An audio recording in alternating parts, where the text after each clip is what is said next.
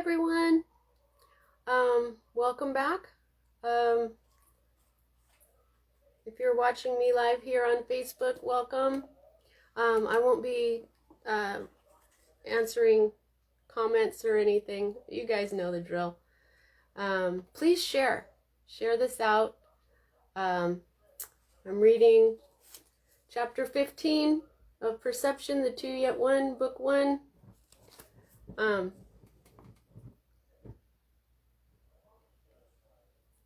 My dog is burrowing and digging in my bed. She really likes to do that. Yeah, she's wearing this unicorn outfit to stay warm, but man, that's what she does. Puppy, Mima. Maybe she'll calm down. Okay, sorry about all that. So welcome everyone.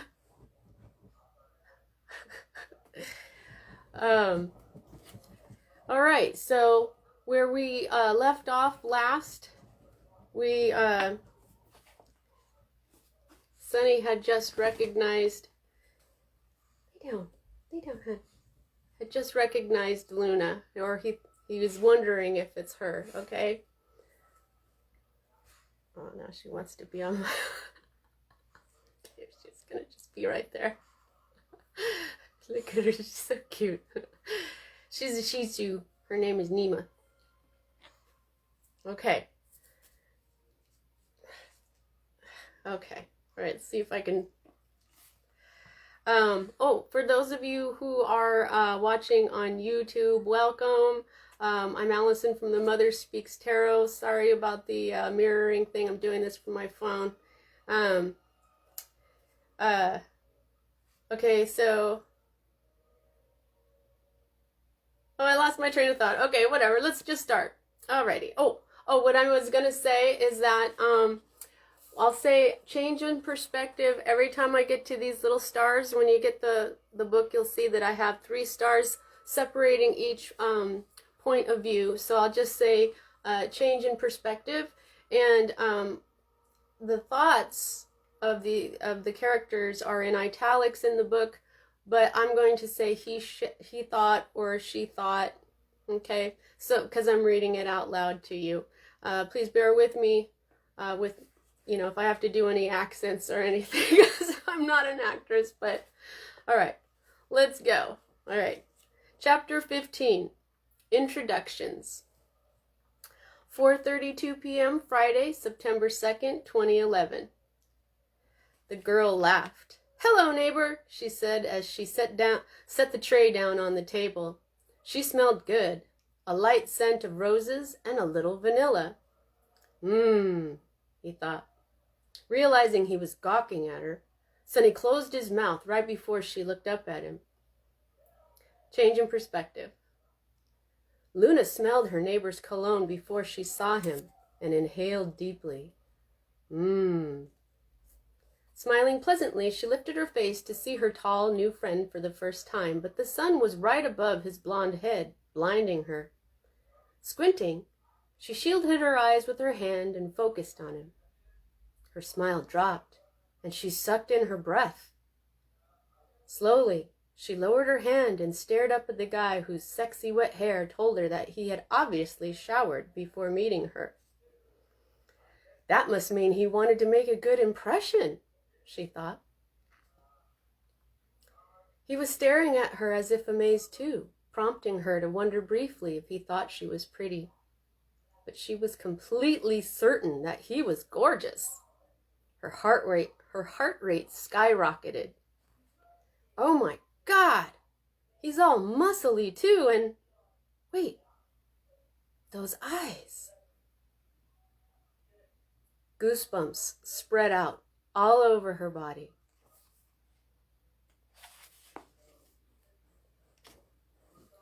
It's kind of hard. My dog right there. Okay. Those eyes. Luna could never forget them. So pale blue, thickly lined with dense, dark eyelashes. The boy from the beach? Who loved me? She thought. Suddenly she couldn't think and could barely see. Her vision was shrouded in a milky white haze, and her emotions were all over the place. She wanted to laugh and cry at the same time. She wanted to run into his arms. She wanted to kiss him and tell him that she missed him too. Terribly. So terribly. Okay, stop it, loony girl. That's crazy. It can't be him. And even if it is, he loved you when he was just a baby. Chill, she thought. She stopped staring at him, swallowed, and took control of herself, launching into host mode. Hi! Please sit down and enjoy a glass of my homemade lemonade. I had just made it from our own lemons, fresh off the tree. Change in perspective. The girl motioned to a half-dead lemon tree in her yard that still had some ugly, dehydrated lemons hanging on it. Sonny slowly sat down, his heart beating a mile a minute. Was it actually the little dark-haired girl from the beach? The only girl he'd ever loved, who loved him too? He realized that he was trembling. He felt weak and was glad she'd asked him to sit down.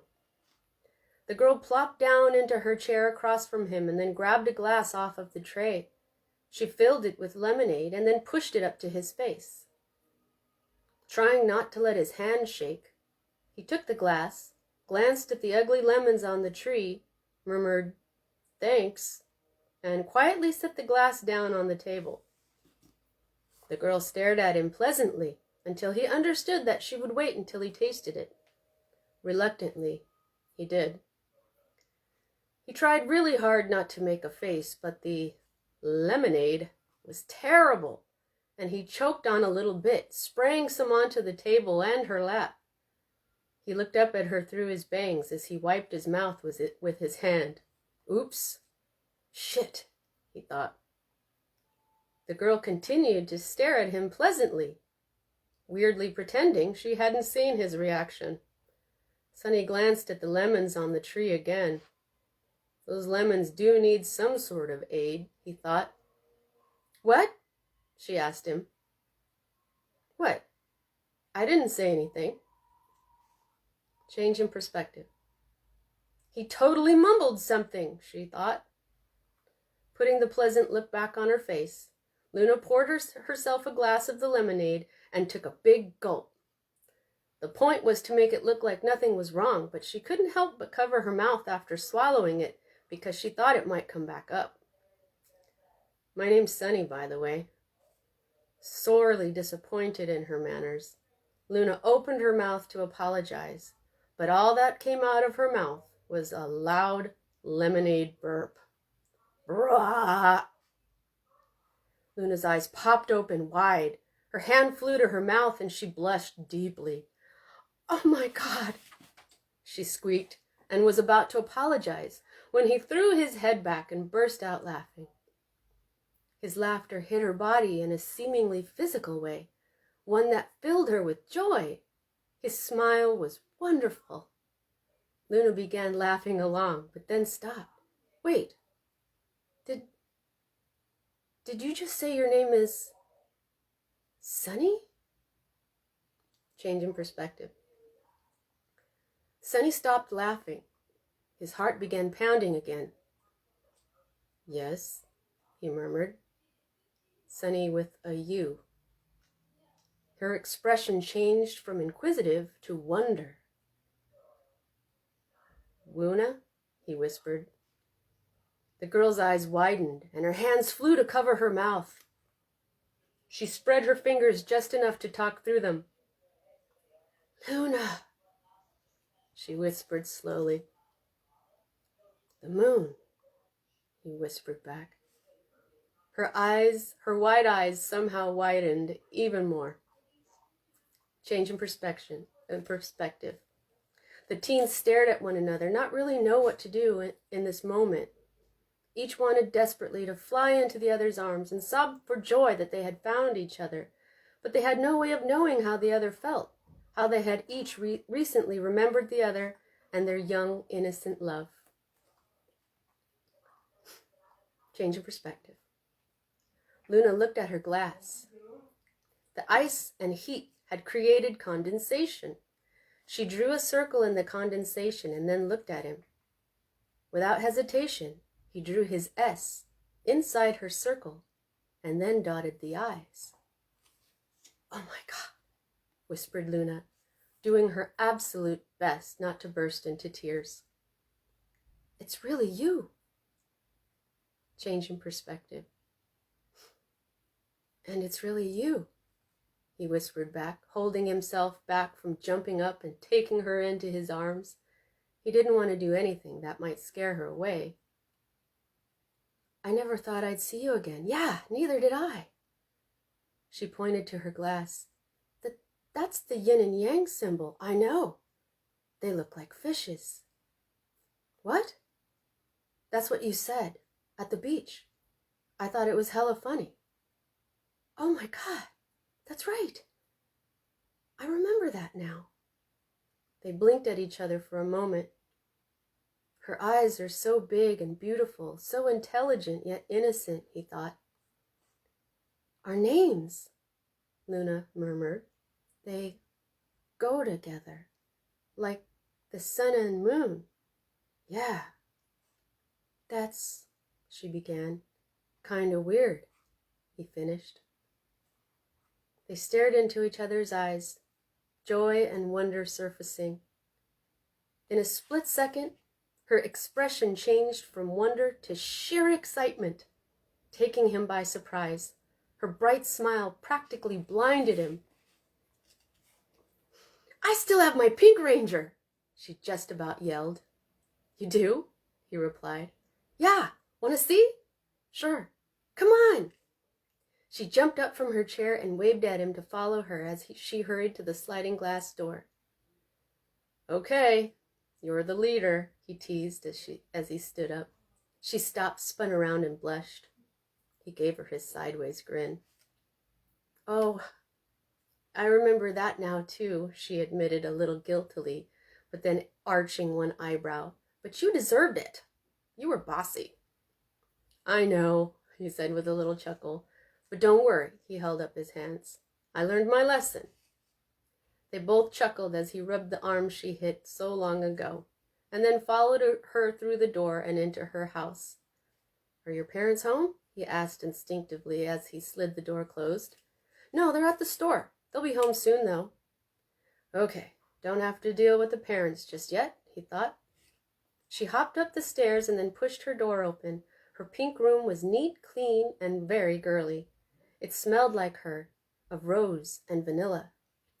A large bookshelf held mostly medical books, along with the Bible, fairy tales, Shakespeare, history books from all times and countries, classic, and lots of current teen romance novels, all the Harry Potter and Twilight books, classic monster novels, and lots of Japanese manga. Probably a good girl, and definitely a smart one. May want to work in medicine. Interesting and impressive, he thought. A slender curio cabinet held a small pair of ballet slippers and various trophies, lots of trophies for gymnastics, wrestling, and kung fu. She fights? Hell yeah! And apparently she's good at it, he thought. Several drawings of horses, unicorns, women, and one of the human anatomy, female, hung on the wall. Her name was at the bottom of each one. She can draw really well, he thought. Her queen-size bed was neatly made and covered in a downy sky blue with fluffy clouds comforter.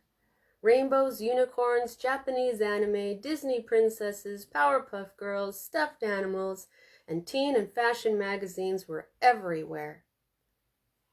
So many smiling faces, he thought. It was a lot more little girl than he'd expected to see it in a teen girl's room. Her makeup was dark, but everything in her room was childish and happy. Maybe too happy. This doesn't feel right, he thought. Change in perspective. As Sunny walked around Luna's room looking at her stuff, she headed over to her closet. She turned around to see what he was looking at just as he picked up her teddy bear from off of her bed. I never had one of these guys. The smile in his eyes had her suspecting that he liked her. You had him with you that day at the beach, he finished. She gasped. He remembers so much about that day. He remembers so much about me, she thought. With a light smile, he put her teddy bear back on the bed. Suddenly, she had an idea that actually took her by surprise. You can have him! Sunny stared at her for a few seconds. What? He seemed completely surprised. Your teddy bear? You're giving me your teddy bear? Yeah! He picked up the old bear back up, and then looked over at Luna again. I can't take your teddy bear. Yes, you can. I totally mean it. Luna wasn't sure why she was insisting he take her beloved teddy bear, but she was doing it. He seemed really touched, as if no one had ever done anything nice for him before, and that made her eyes warm and mist. A deep breath and rapid blinking cleared them up.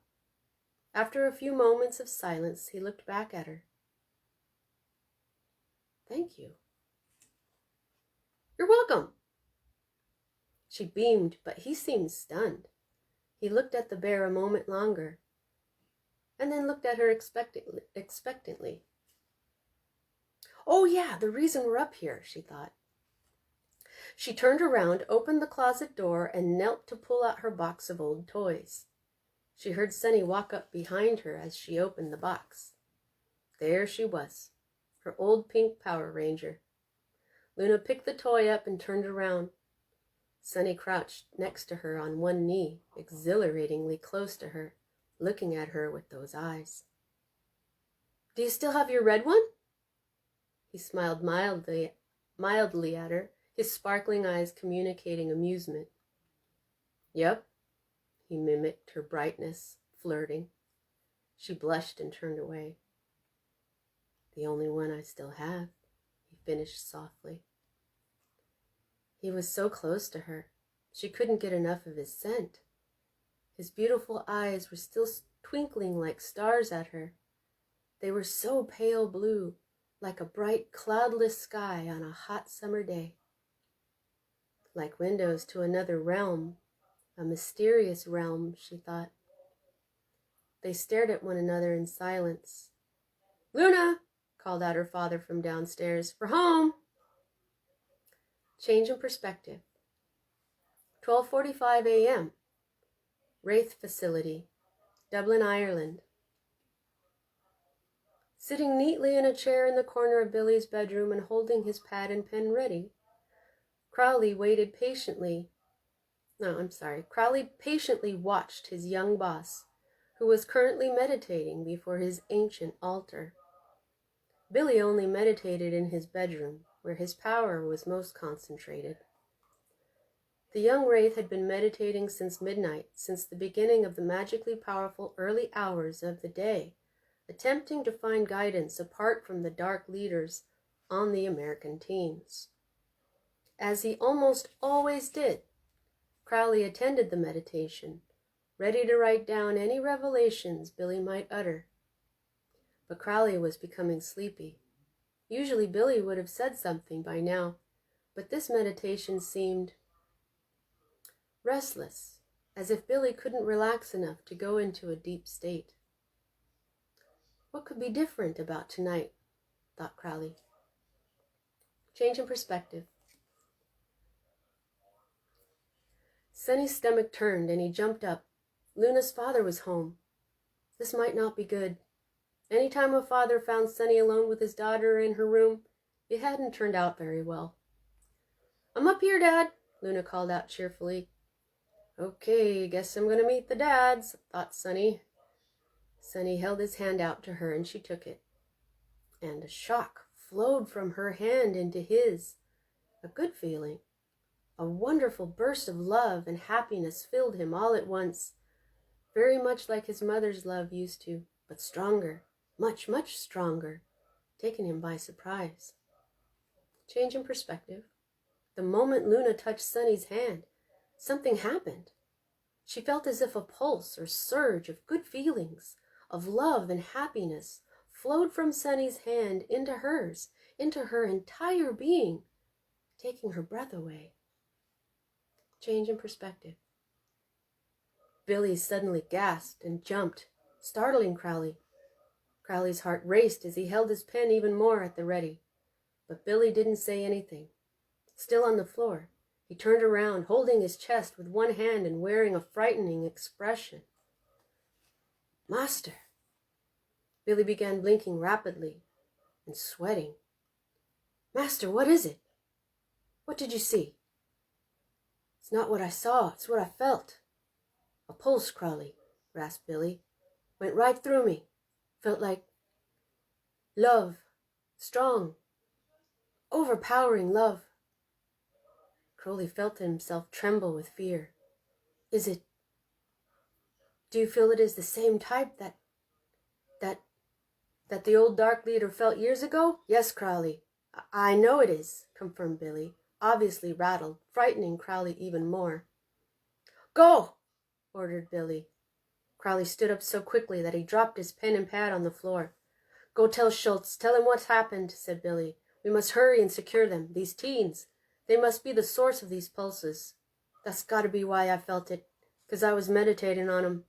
We need to stop 'em immediately. If we don't, Crowley, everything could change. Our entire world. Crowley's jaw dropped. He felt faint. Go! Go, Crowley! Barked Billy.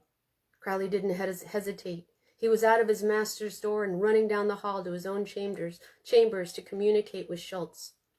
Just as he arrived at his door, his cell phone buzzed in his pants pocket.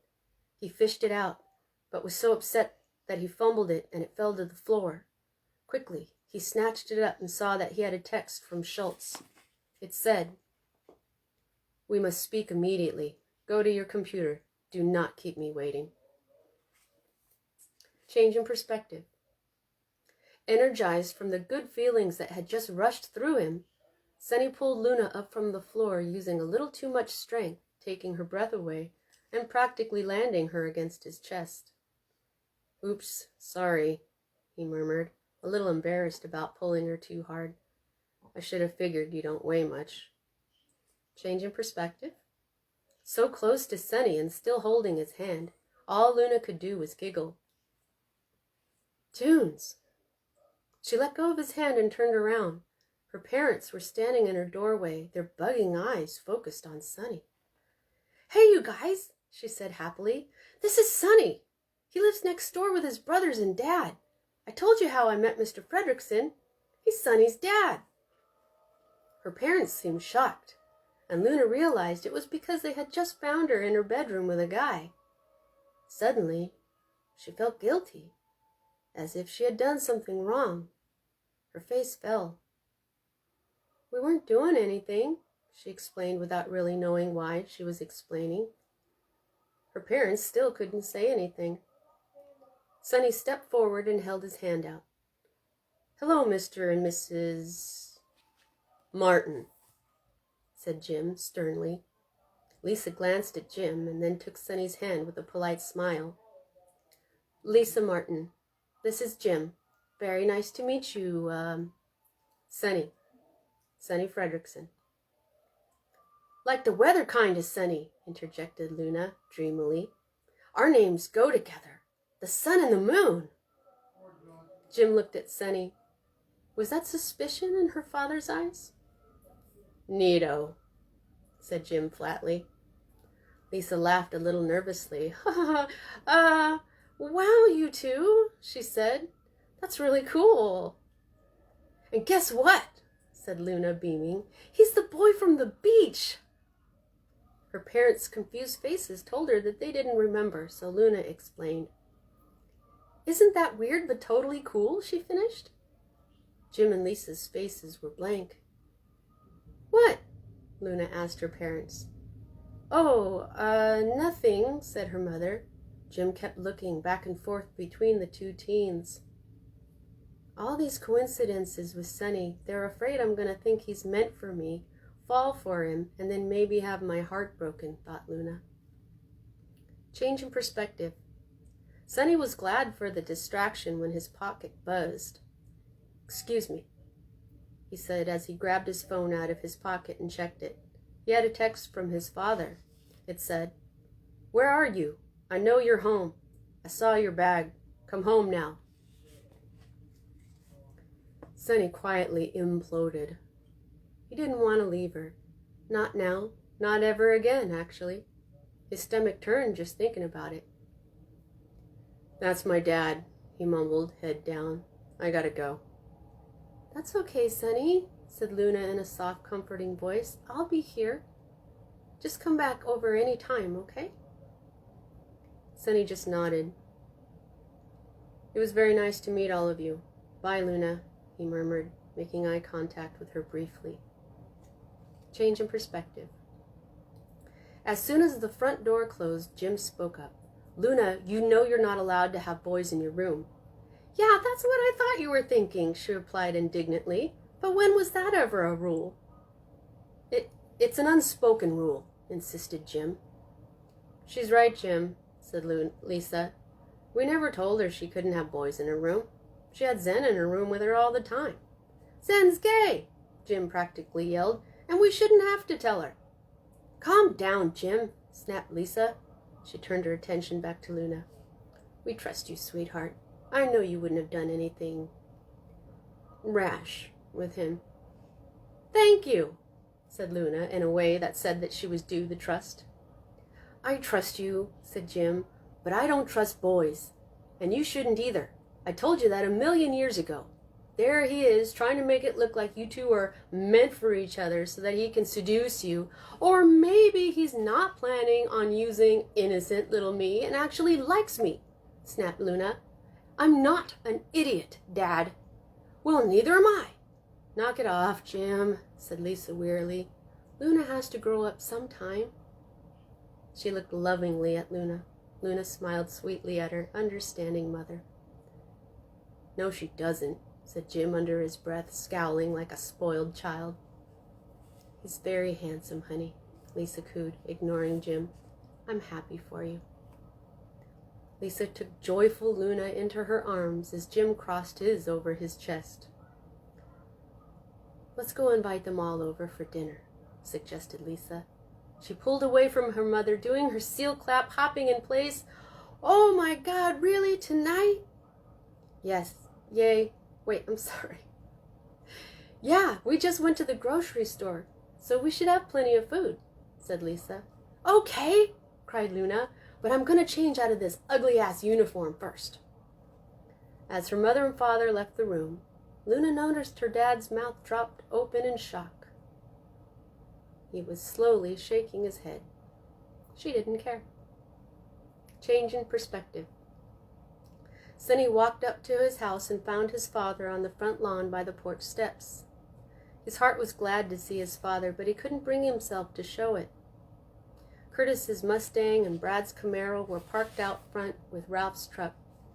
The garage door was open, and Wes's Malibu was inside, shining with a fresh coat of wax. His whole family was home. "There you are, son. Glad you're back. It's good to see you." "Thank you," replied Sonny politely. You look good. Strong. The Montana air did you good." Sonny just stared at his father. Now that it had fully sunk in how awful Ralph had made his childhood, he was even angrier. Ralph sighed. "All right, Sonny, come on inside. We gotta talk." Ralph turned around, started up the porch steps, and ambled into the house. Sonny followed and quietly closed the door behind him. All three of his brothers were sitting in the living room. Sonny's bus ticket information that he'd left on his bed was now sitting on the end table nearest Ralph's chair. Suddenly panicked, Ralph looked over at Wes. The left side of Wes's face was red and a little swollen. Wes glared at Sonny as if Sonny had told. Sonny shook his head ever so slightly at Wes, but Wes looked away and crossed his arms. "Sit down, Sonny," ordered Ralph. Sighing because he knew he and Wes were going to have one of their brawls later, Sonny sat down in his mother's old tan camelback chair that had become his over the years. He turned it a little to face his father and brothers. "Sonny, there's something we need to tell you now that you're old enough." Ralph's tone was different. This wasn't about the ranch or the bus or even his last hospital stay. This wasn't going to be about punishment. Ralph was about to level with him.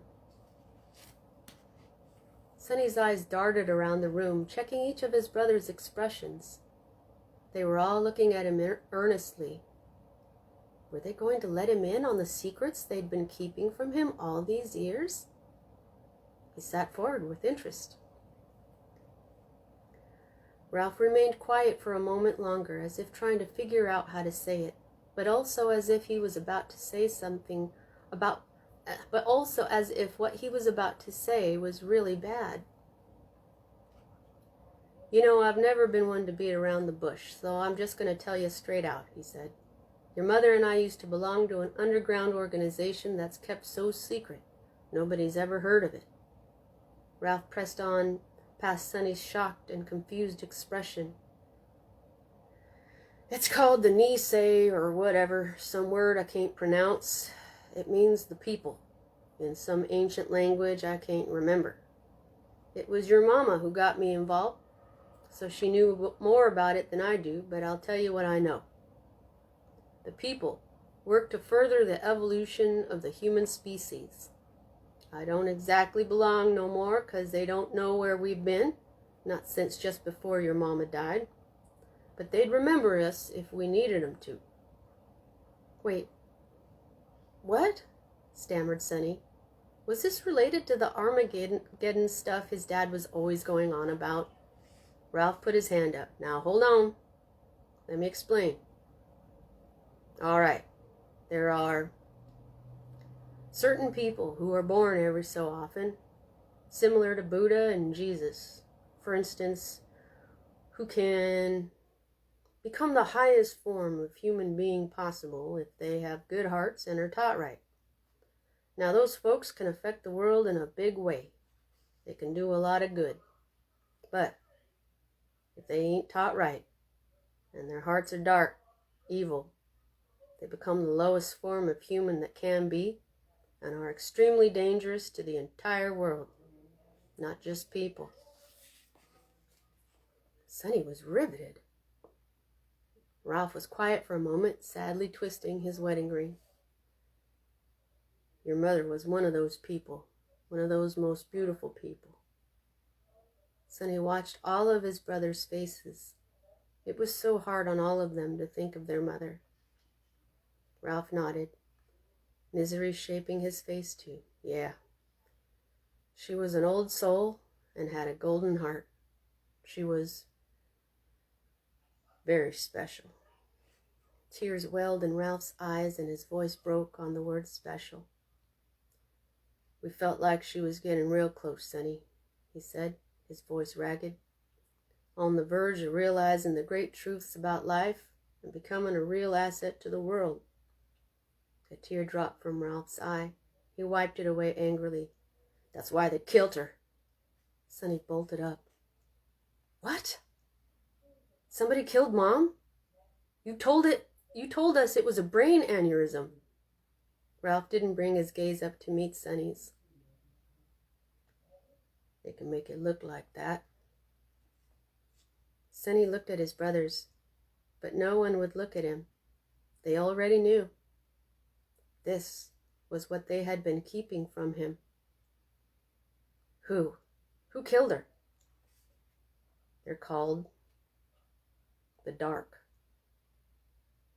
A chill went down Sonny's spine. They were all silent as Sonny slowly sat back down. Mama was special. I always knew that, he thought. They rule the world, Sonny, continued Ralph after a few moments. "They eliminate knowledgeable, powerful people to protect their organization from being destroyed by what they call a heart of light. Your mama made me promise her that if anything ever happened to her 'cause of the dark, that your brothers and I would protect you with our lives, and that we wouldn't tell you till you were grown. Sonny held up a hand and interrupted his father. Hold on. Just me? Ralph was quiet for a moment. That's right, Sonny. She said that you're... Ralph looked up at Sonny, his face haggard. You're just like her. Sonny felt as though he'd just been punched in the head. Briefly, he remembered that Ralph had said that these special people were like Buddha and Jesus. Somehow it was okay if his mother was like that. But him? Wait, what? He thought. What? He whispered. Yeah, said Ralph, looking at Sonny as if he felt sorry for him, for once. Sonny glanced at his brothers. Curtis and Brad looked relieved that Sonny finally knew, but when he looked at Wes looked away. This is why he's been jealous of me this whole time, ever since Mama died. It wasn't because I spent more time with Mama than he had. It's because he can't stand it if it seems like I'm better than him in any way, he thought. All the weird things that ever happened in his life, all the secrets, it all began to make sense. Just as Lloyd had said, Sonny really was different. But now he knew a little more about why. This might be hard for you to hear, but your mama told me that should she die by their hands, to raise you as normal as possible, because if you became as powerful as she was when you were still just a child, she knew they'd have killed you. She didn't want us to even tell you until you were grown, because she didn't want you to grow up paranoid or anything like that. Oh shit, people want to kill me? Fuck, I'm gonna be paranoid now, thought Sonny. He was thinking about whether or not to explain to his family about the dog, but his thoughts were interrupted by a knock at the front door. Ralph was clearly annoyed at the distraction, but got up and answered it. It was Luna, now dressed in skinny jeans and a little t-shirt with a rearing unicorn on it. Her father was with her. All thoughts of his mother and the conversation with his family were pushed to the back of Sonny's mind. Hi, I'm Jim Martin, your new next-door neighbor, said Luna's father to Ralph as Luna waved to Sonny. He waved back. Ralph grabbed Mr. Martin's hand and shook it. Ralph Fredrickson. Good to meet you, Jim. Already met Miss Luna. How you doing, dear? Luna beamed. Great! Why don't y'all come inside? Offered Ralph politely, motioning inside his house with an outstretched arm. Oh, okay, thank you, said Jim. Jim and Luna walked into the Fredrickson house. All the boys stood up because the lady had entered. Change in perspective. The Fredrickson house smelled like men and dust. Musty. Their living room was decorated in old furniture from the 70s and 80s, layers of dust on all the surfaces. The yellow glow from an old ceramic owl lamp from the 70s standing on an end table created a dusky light. Cobwebs and dust bunnies snuggled in every corner, and Luna suddenly wanted to clean. Sonny's creepy older brother held his hand out to her. Reluctantly, she gave it to him, glancing at Sonny. She saw he did not look happy. Wes, remember? Asked Wes in a light, friendly tone as he kissed her hand. Sonny seemed to bristle. Yeah, hi, Wes, she said quickly, pulling her hand away before he was done kissing it. She glanced at her father. He was staring at Wes with an unabashed irritation, as if he were trying to burn a hole in Wes with his glare. Mr. Fredrickson seemed to notice her dad's annoyance, too. Wes is 20, my oldest. Wes looked pissed that Mr. Fredrickson had just said that. This here's Curtis, my 19-year-old, and this here's Bradley, 18, continued Mr. Fredrickson. And I believe y'all know Sonny. He's 17, but his birthday's not too far off. He'll be 18 January 26. I'm 17 too, cried Luna happily, and my birthday's January 27th. Good to see you both again, said Sunny, politely addressing both Luna and Jim, but only looking at Luna. Good to see you too, Sunny, Luna murmured dreamily. Jim sighed deeply. We're here to invite you all to dinner. Luna wants to cook for you, he stated. Every Fredrickson face looked surprised, as if no one had ever offered to cook for all of them before. Mr. Fredrickson turned to all of his sons. Well, what do you think, guys? Want a home-cooked meal? All the Fredrickson men, even Wes, looked really happy, agreeing all together, with Curtis and Brad patting their bellies. Mr. Fredrickson turned back to Luna and her dad. That sounds like a yes to me, my little lady. To me, little lady, said Mr. Fredrickson, his eyes twinkling a lot like Sunny's. Yay, she said, doing her seal clap, but succeeding in not bunny hopping. That's all she needed. Sunny and his brothers all watching her stupid boobs bounce, and then her dad freaking out about it. We just bought some steaks, said Jim, eyeing the tall, muscular Fredrickson men. Luna knew he was sizing them up for their appetites. But I think I'm going to need to go get a few more, and probably a few other things. Mr. Fredrickson chuckled, and he and Sunny waved as Luna and her dad left, Mr. Fredrickson looking sideways at his son, watching him grin. Change in perspective. Ralph closed the front door and then turned around. Okay, guys, get presentable. He looked at Sunny and then frowned. Too bad we can't get your hair cut. Not enough time. Ralph then addressed all of his boys. Let's get ready quickly so that maybe we can finish our talk before we go. But a home-cooked meal deserves the respect of prompt and tidy guests. Let's get a move on. Sunny didn't reply. He had something else on his mind.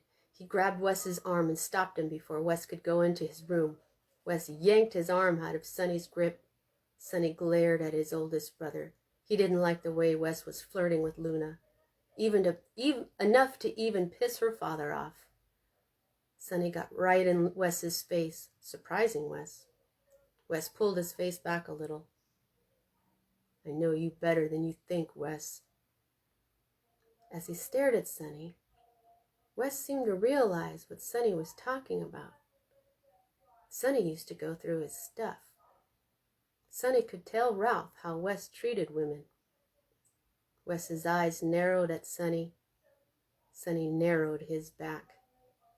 Really? Asked Wes, as if he didn't really actually care that Sunny knew about his secret sex life and refused to be threatened by him. Really? Did you know she's a virgin? Asked Wes. Sunny's eyes flamed. How the fuck would he know that?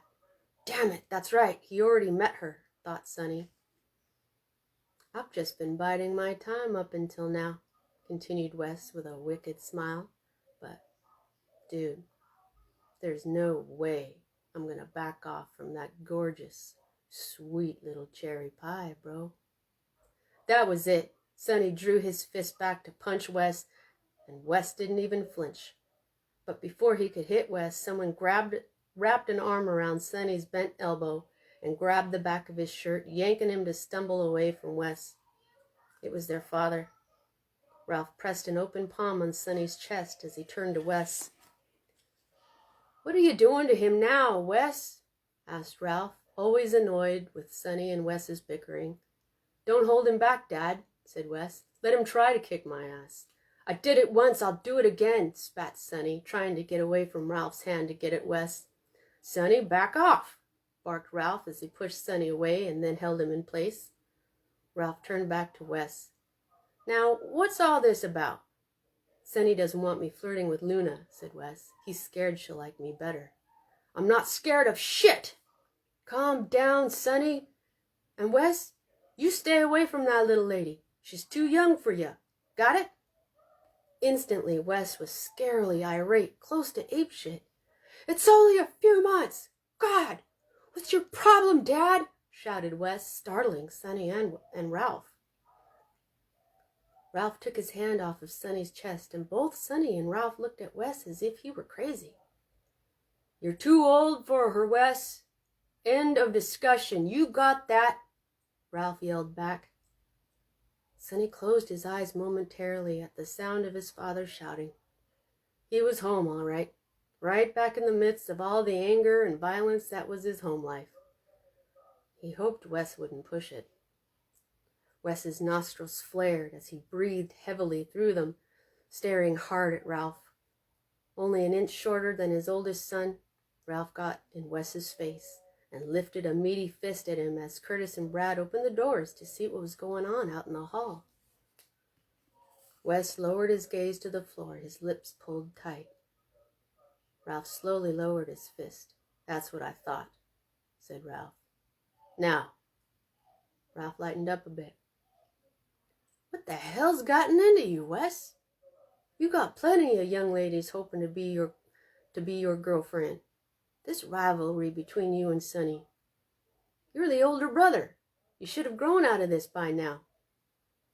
What do you need this little gal so bad for, except to just take her away from Sonny?" "'Cause he wants all of them, Dad," thought Sonny. Wes never answered Ralph. Still frowning, Ralph turned from Wes to Sonny. "Come on, Sonny, let's sit down. We need to finish talking." Change in perspective. Luna hurried home across the Frederickson front lawn and then across hers with her dad, raining questions on him. "Aren't they tall and chivalrous and ripped? Isn't Sonny cute and so sweet? Mr. Frederickson is nice, isn't he? Don't you love his accent? Sonny's brothers seem nice, except for his oldest brother. You stay away from that guy, Luna," interrupted Jim as he opened their front door. "He's a predator." "I already know that, Dad," sassed Luna. "Know what?"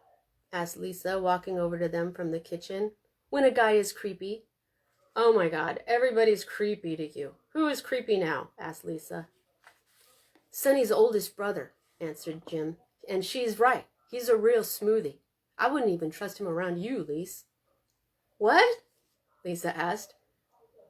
"What do you mean, even? Like, I'm too old?" "Nope, too hot." They smiled at each other. "Ew, stop it," cried Luna. "Dad, go get more steaks and potato salad. Lots of potato salad. And rolls. Rolls and corn. Corn on the cob? Oh, they'll need chips. And dip. Lots of that. And you know what? You should get a dessert. Pie. Cherry. Or several. One of each flavor. Ooh, and ice cream.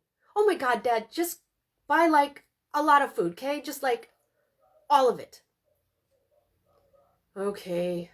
Jim gave Lisa a peck on the cheek goodbye. "Be back in a bit. Hopefully sooner than another hour," he said wearily, and then left through the front door. "Okay, I'm going to preheat the oven for the pies," said Luna as she hurried into the kitchen.